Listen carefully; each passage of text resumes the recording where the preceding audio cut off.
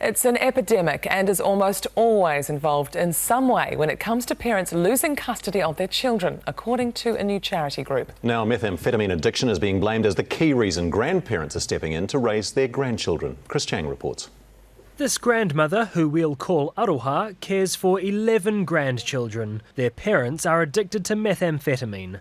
It is an epidemic. I look at my own family, and initially I used to be, oh my gosh, the guilt of, oh my God, what have we done? The drug has always been a reason why children have gone into the care of grandparents, according to one group. But in the last 3 years, 1,800 new families have reached out for help. It doesn't seem to be abating. If anything, I think the numbers of families being affected by P use and abuse is worse than ever before. Oranga Tamariki, or the Ministry for Vulnerable Children, doesn't collect data on meth use but recognises the problem's worsening in certain parts of the country. Meth destroys the families because the parents are not in control, arguing, and then there's fighting and police. And before I knew it, Child, Youth and Family had stepped in. Oranga Tamariki says meth use is just one of the symptoms of wider family dysfunction, not necessarily the main cause.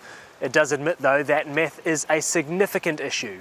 It's what then happens, because when parents have a drug addiction, be that alcohol, be that meth, be that another substance, they tend to make choices. So they make choices that sometimes aren't in the best interests of the child. The ministry says alcohol's a bigger problem, but for those like Aroha, there's no question meth is destroying families. They can't take hardly any care of themselves, let alone their children. A problem that's left grandparents and others to pick up the pieces.